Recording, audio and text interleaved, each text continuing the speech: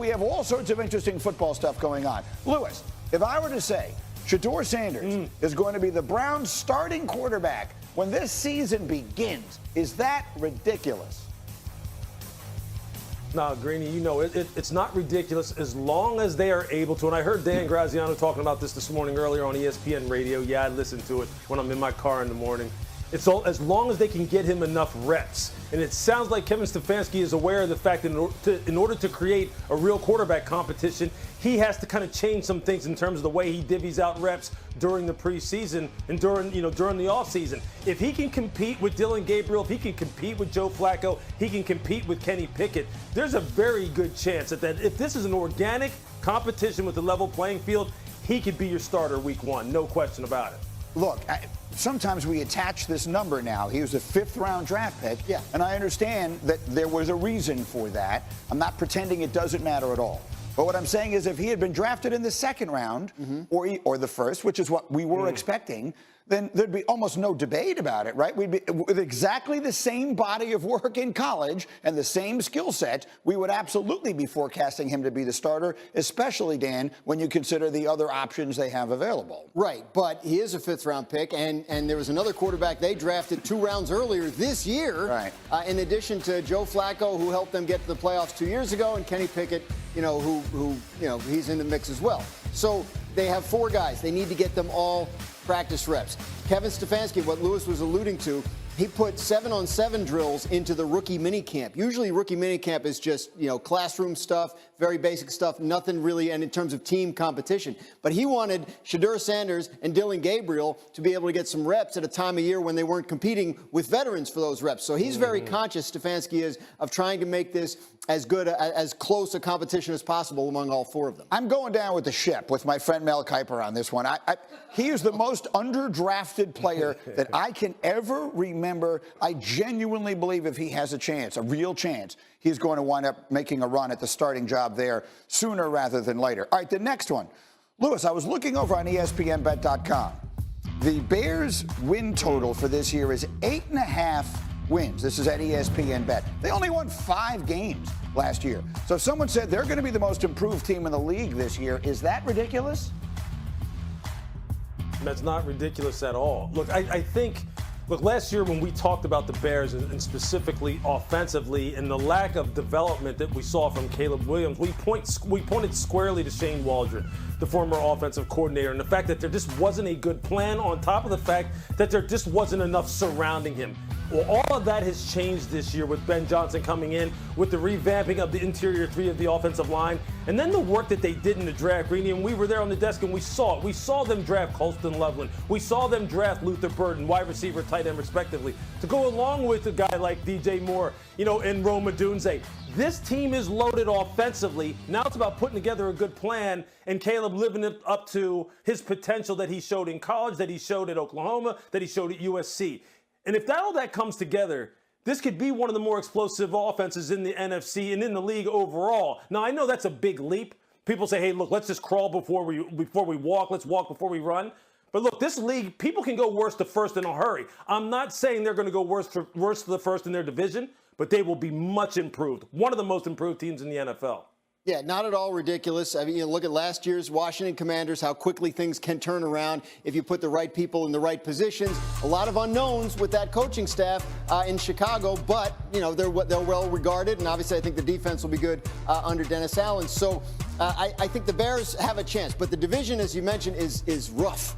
That is rough, and that is going to probably cost them on their win total because they're going to have to fight against those other 3 teams that all made the playoffs last year. Most improved team, I'd be looking more at like a San Francisco or a Dallas, teams we've seen do it and then had their seasons last year done in by injuries. Oh, you mentioned Dallas, did you? Well, isn't that a good segue? So yesterday, A.J. Brown was talking about, of all things, the Eagles' biggest rival, and listen to what he said.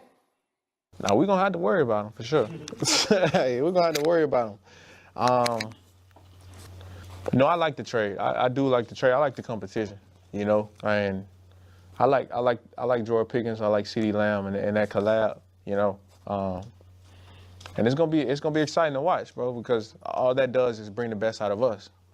So if we know how they coming, we know we gotta step it up,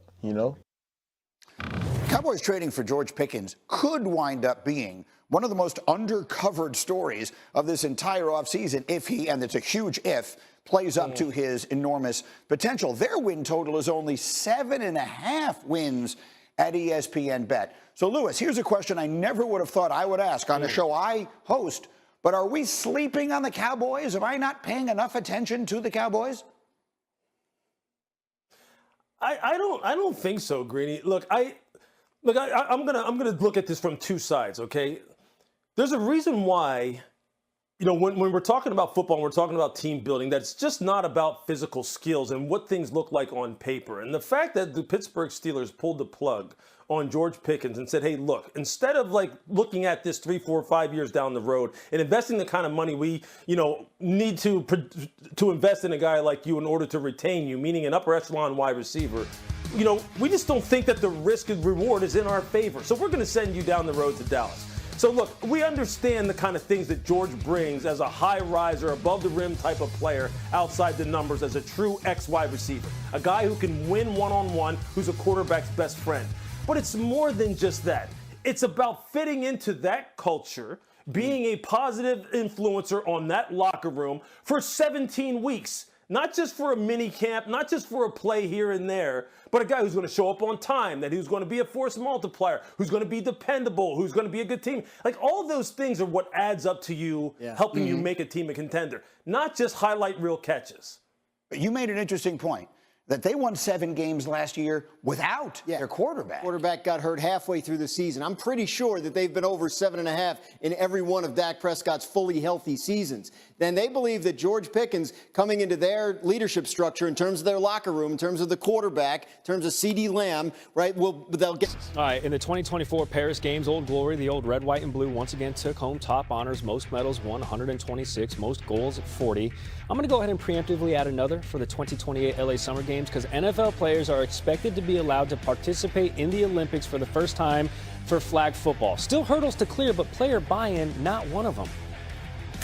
The chances of, you know, playing in the Olympics and, you know, getting a gold medal is a dream, you know, just reverting back to being a kid and watching the track and field, you know, meets, watching basketball win the gold medal. So, you know, that's something that as a kid I always wanted to be a part of.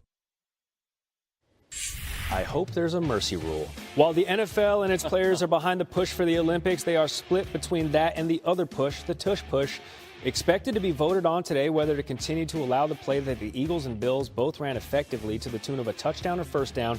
87% of the time they ran it. 24 of 32 teams need to vote yes on banning the play to disallow it. Các bạn, chào mừng các bạn đã đến với kênh YouTube của mình. Ngày hôm nay mình sẽ là một chiếc video, đó là tô mò những sản phẩm, hoa quả, con vật, đồ vật, vân vân. Các bạn chưa biết sản phẩm gì đúng không? Thì hãy xem hết video của mình nhé. Nếu các bạn thích những sản phẩm nào trong những video thì các bạn hãy comment xuống để mình sẽ làm theo nha các bạn. Và bây giờ chúng ta cùng đi tô mò nào. Thì mình sẽ tiếp tục nguồn cho bạn.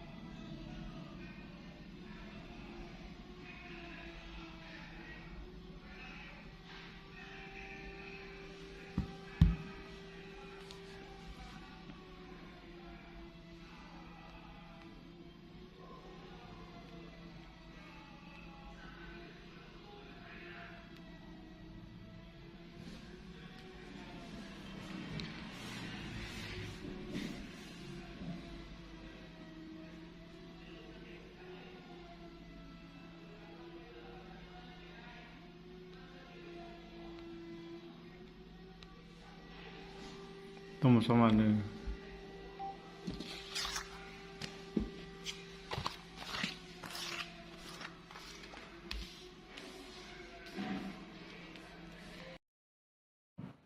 Xin chào tất cả các bạn, chào mừng các bạn đã đến với kênh YouTube của mình. Ngày hôm nay mình sẽ làm một chiếc video, đó là tô màu những sản phẩm, hoa quả, con vật, đồ vật, vân vân. Các bạn chưa biết sản phẩm gì đúng không? Thì hãy xem hết video của mình nhé. Nếu các bạn thích những sản phẩm nào trong những video thì các bạn hãy comment xuống để mình sẽ làm theo nha các bạn. Và bây giờ chúng ta cùng đi tô màu nào. Mình sẽ tiếp tục mà các bạn.